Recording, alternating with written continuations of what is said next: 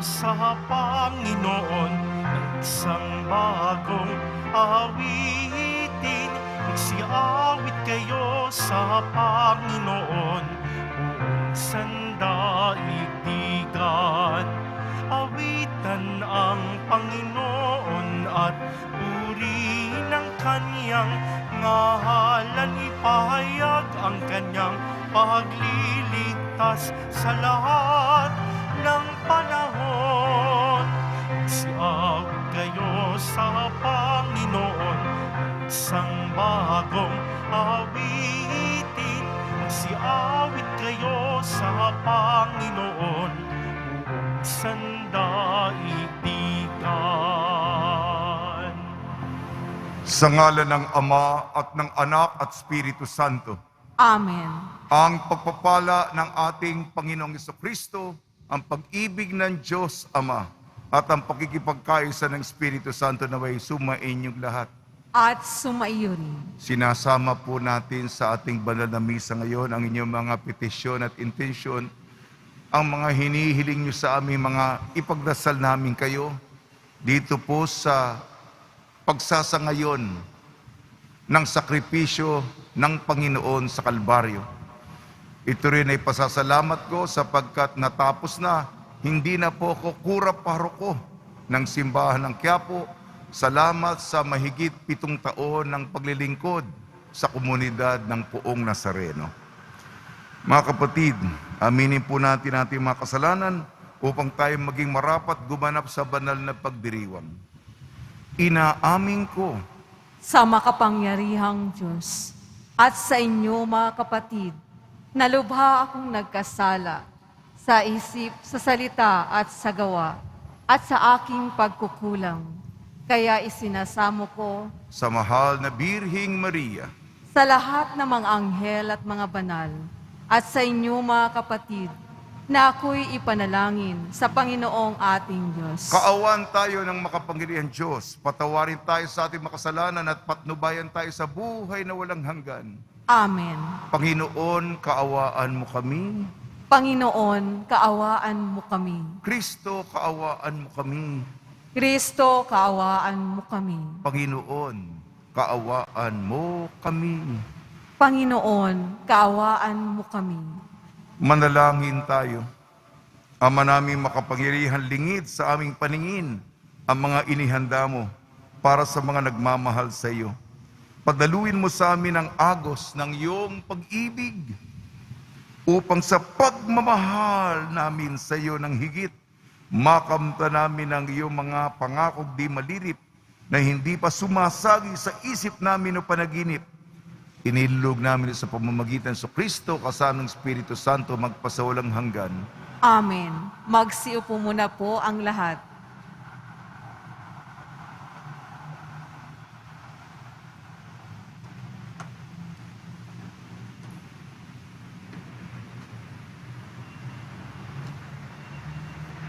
Pagbasa mula sa aklat ni Propeta Ezekiel. Sinabi sa akin ng Panginoon, Tao, magpahayag ka laban sa mga pinuno ng Israel. Sabihin mong, ipinasasabi ko, nakatakda na ang parusa sa inyo, mga pinuno ng Israel. Sarili ninyo ang inyong iniintindi at hindi ang mga tupa.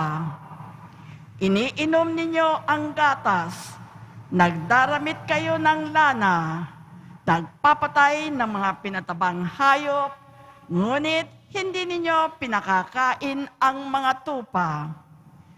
Bakit hindi ninyo pinalalakas ang mahihina at ginagamot ang mga may sakit, ni hinihilot ang mga pilay? Bakit hindi ninyo hinahanap ang nawawala at ibinabalik ang nalalayo? Sa halip ay ginagamitan ninyo sila ng kamay na bakal. Sila'y nangangalat at nilalapaan ng mababangis na hayop pagkat walang pastol. Ang mga tupa ko'y nagkalat sa mga bundok burol, at sa lahat ng panig ng daigdig.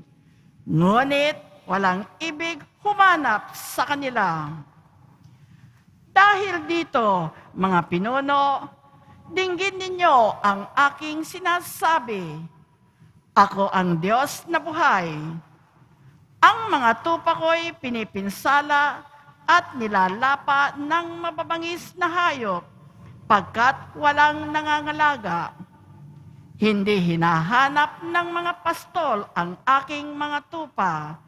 Sa halip na alagaan nila ang mga ito, ang sarili nila ang binubusog. Kaya nga, makinig kayo mga pastol. Pakinggan ninyo itong aking sinasabi. Laban ako sa inyo. Pananagutan ninyo ang nangyayari sa aking mga tupa. Hindi ko na kayo gagawing pastol upang hindi na ninyo mabusog ang inyong sarili. Ilalayo ko sa inyo ang aking mga tupa at hindi na ninyo mapangkikinabangan ang mga ito. Ito ang ipinasasabi ng Panginoon. Ako mismo ang maghahanap at mag-aalaga sa aking mga tupa. Ang salita ng Diyos. Salamat sa Diyos. Pastol ko'y Panginoong Diyos, hindi ako magdarahop. Pastol ko'y Panginoong Diyos, hindi ako magdarahop. Panginooy aking pastol, hindi ako magkukulang. Ako'y pinahihimlay sa mainam na pastulan at inaakay niya ako sa tahimik na batisan. Binibigyan niya ako niyong bagong kalakasan. Pastol ko'y Panginoong Diyos, hindi ako magdarahop. At sang-ayon sa pangako na kanyang binitiwan, sa matuwid na landasi, doon ako inaakay. Kahit na ang daang iyo'y tumatahak sa karimlan, hindi ako matatakot pagkat ika'y kaagapay.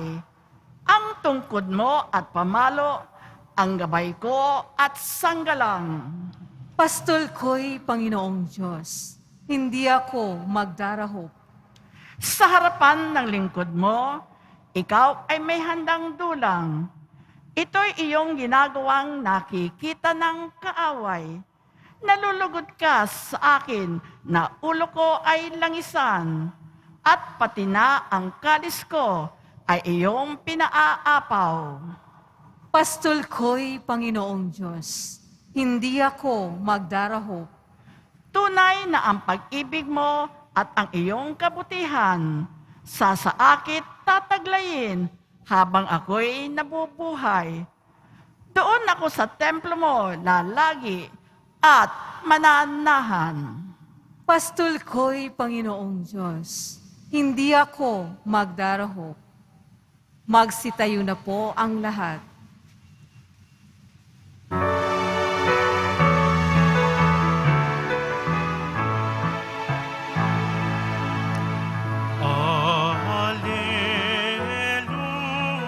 Alleluia, Alleluia, Alleluia,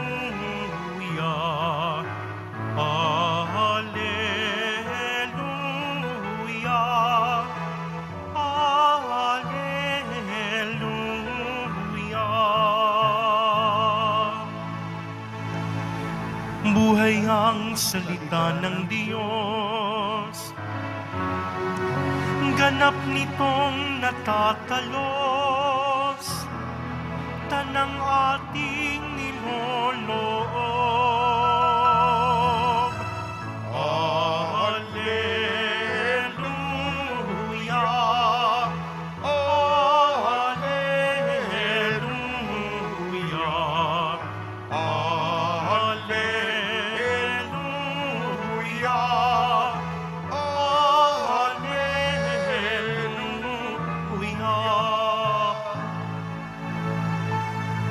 Sumainyo ang Panginoon.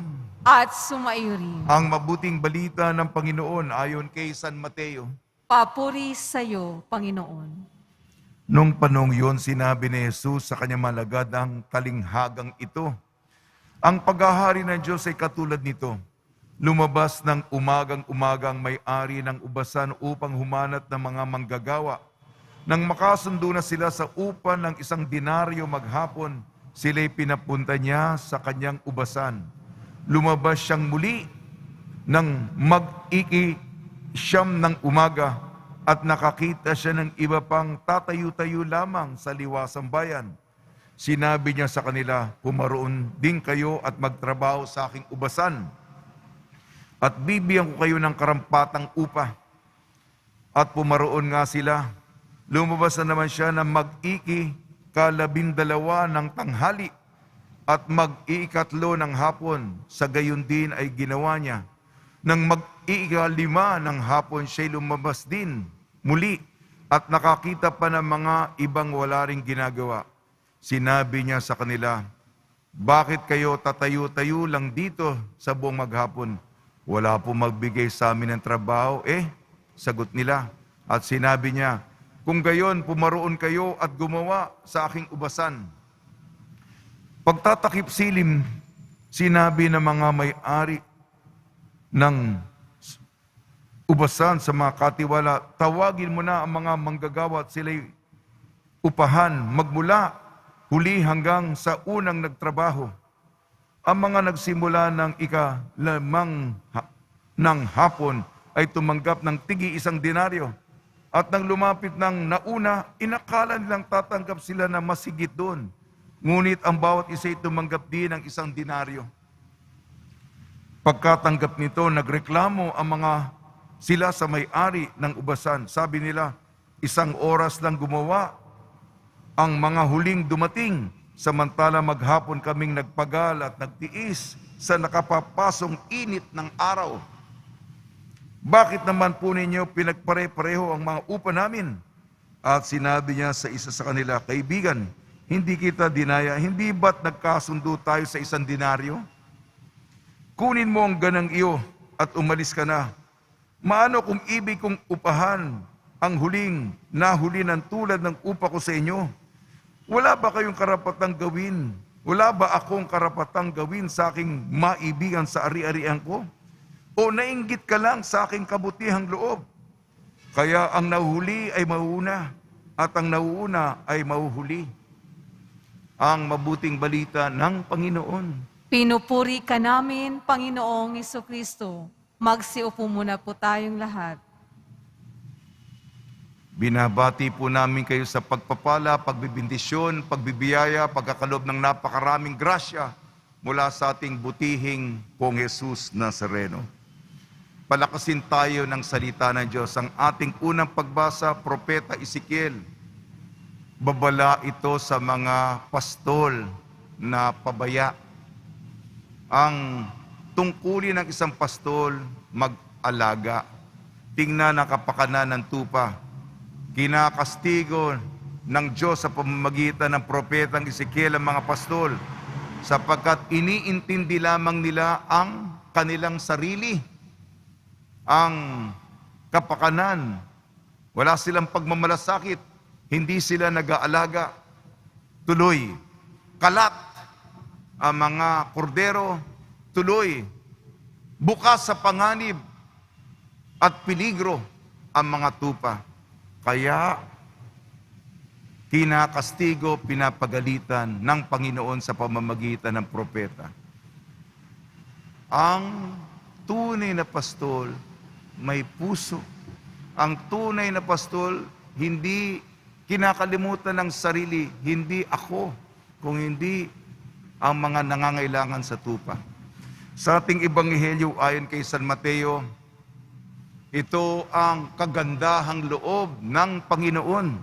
Sa talinhaga, pare-parehong nakatanggap. Yung mga nagsimula ng alas 6 ng umaga, alas 9 ng umaga, tanghali, alas 3, alas 5. Yung isa, grupo, 12 oras. Ang sabi nila,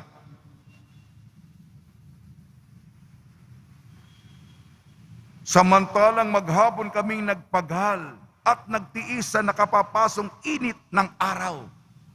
12 oras. Yung pinakahuli na nagtrabaho sila ng 1 oras. Bakit pare-pareho? Ngayon siguro, merong dadalhin ito sa dole. Unfair labor practice ang nagrereklamo. Sapagkat yung denaryo, yung mga tinanong naman ng may-ari, yung nakuha ng yung 5:00, bakit nandito kayo? Wala naman nagbibigay sa amin ng trabaho. Gustong-gusto nila magtrabaho sapagkat ang puso ng may-ari, sapagkat yung denaryo, yun ang kailangan para sa sapat na pangangailangan ng pamilya sa araw na yun. Yan, kaya nga, mahabagin. Hindi lamang legalismo ang iniisip, kung hindi ang kapakanan. Lahat naman ay pamilya.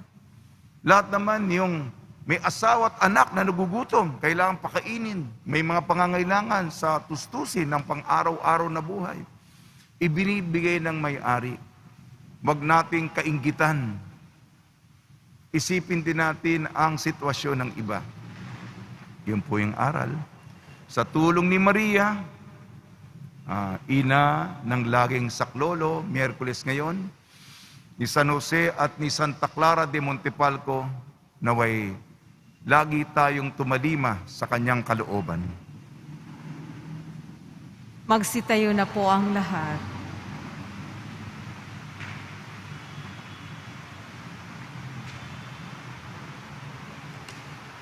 Minamahal ko mga kapatid, ang pamamaraan ng Diyos ay hindi tulad ng sa atin. Dahil ang ating katarungan at kagandang loob ay higit pa sa ating turing at sukat. Lumapit tayo sa Kanya habang nananalig na pakikinggan niya tayo at hindi bibiguin. Tugon po natin, Ama, sumaamin nawa ang iyong kagandahang loob. Ama, sumaamin nawa ang iyong kagandahang loob. Ang simbahan sa pamamagitan ng kanyang mga misyonero at tagapagpahayag, naway maipalaganap ang ebanghelyo ng Panginoon ng may katapangan at pagtitiyaga. Manalangin tayo. Ama, sumaamin nawa ang iyong kagandahang loob.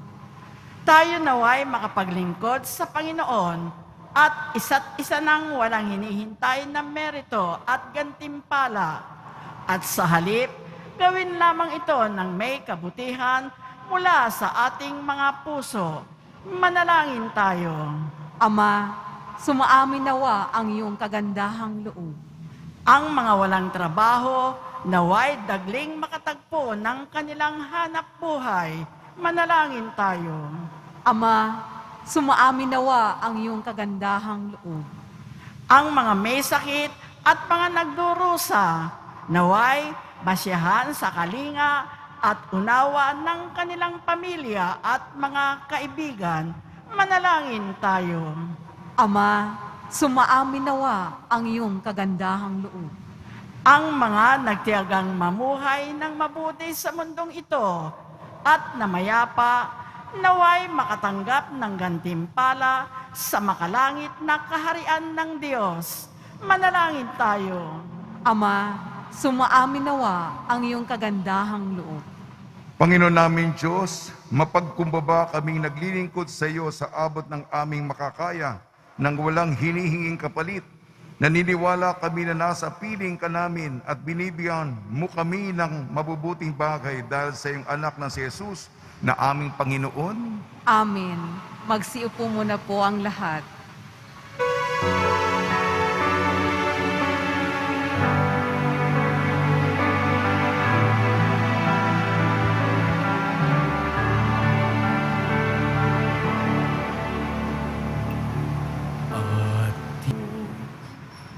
Manalangin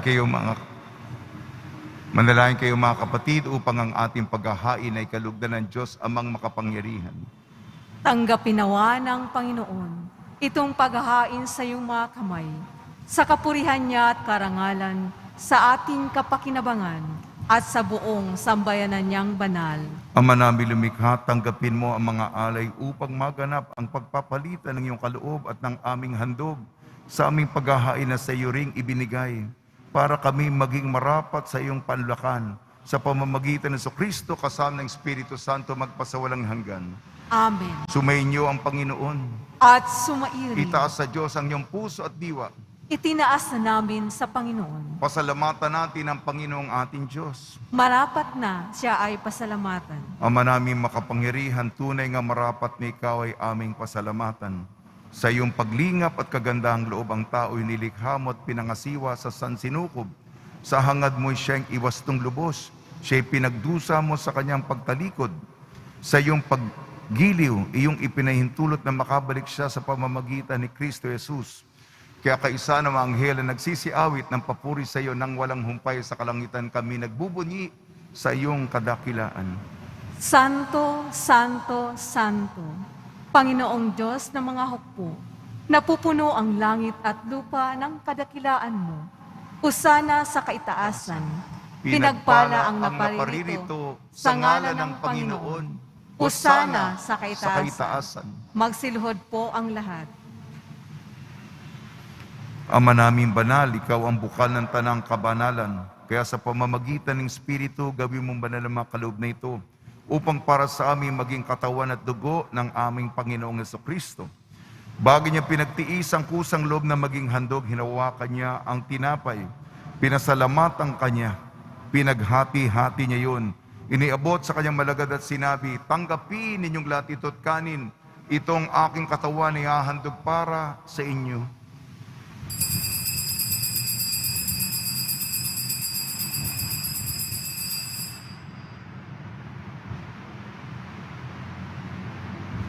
Gayun din naman nung matapos ang hapunan, hinawakan niya ang kalis, muli kanyang pinasalamatan. Inibot niyang kalis sa kanyang malagad at sinabi, tanggapin ninyong lahat ito't inumin. Itong kalis ng aking dugo, ng bago at walang hanggang tipan. Aking dugo na ibubuhos para sa inyo at para sa lahat. Sa kapagpapatawad ng makasalanan, gawin ninyo sa pag-alala sa akin.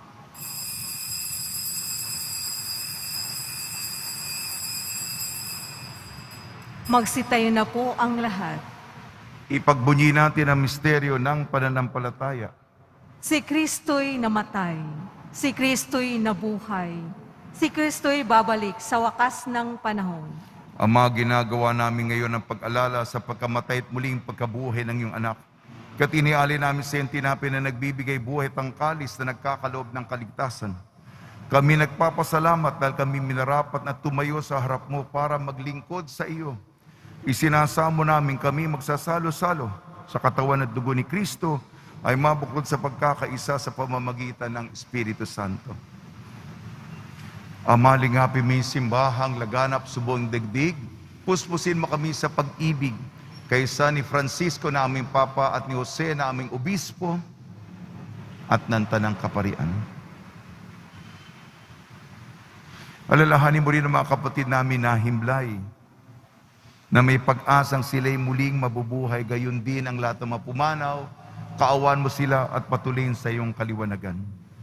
Kaawan mo at pagdapating kami lahat na makasalo sa iyong buhay na walang wakas, kaysa ng mahal na Birhing Maria na Ina ng Diyos, Ina ng laging saklolo, ng kabiyak na puso niyang si San Jose, kaysa ng mga apostol, Santa Clara de Montepalco, ni San Juan Bautista at ng lahat ng mabanal, na namuhay dito sa daigdig ng kalugod-lugod sa iyo.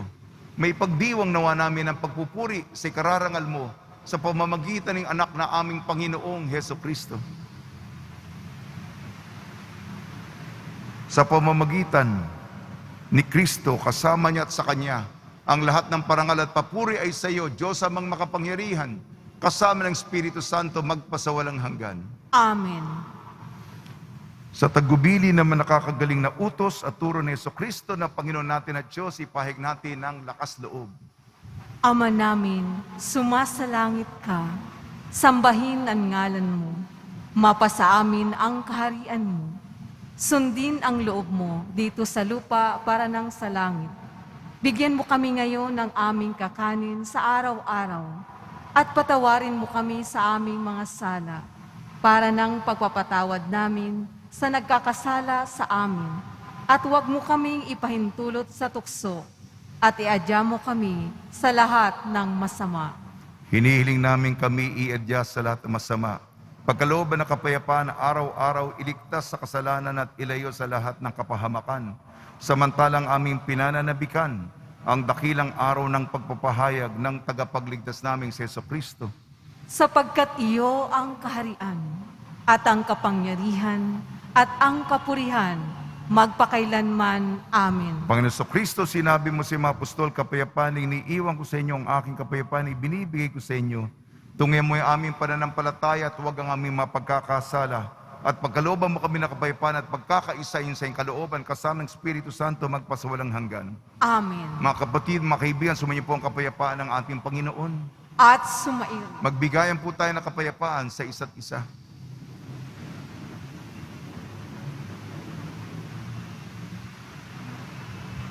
Kordero ng Diyos na nag-aalis ng mga kasalanan ng sanlibutan, maawa ka sa amin.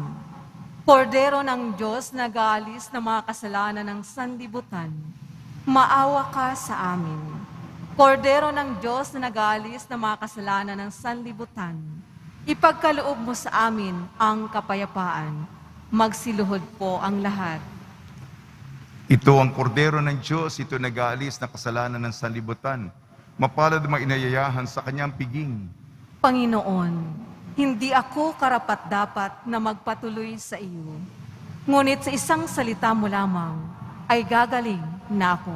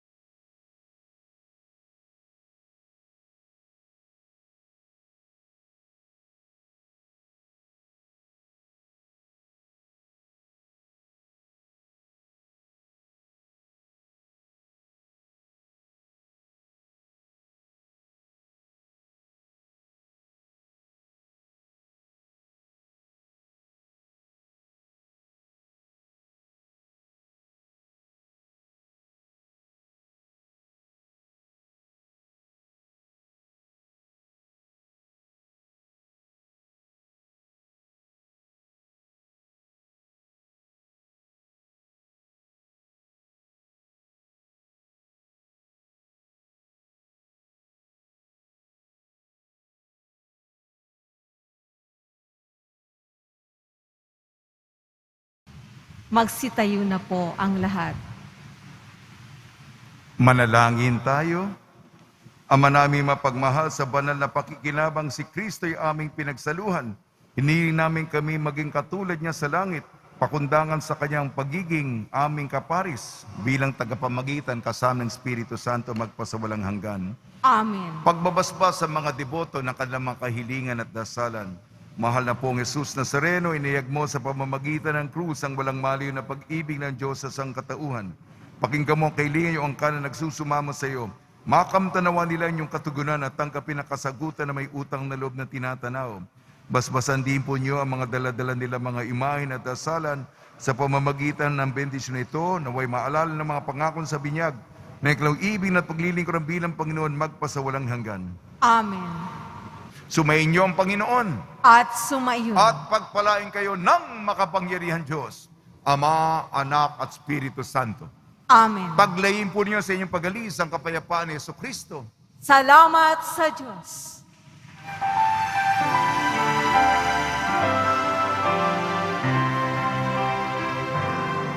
Nuestro Padre Jesús Nazareno, sinasamba ka namin,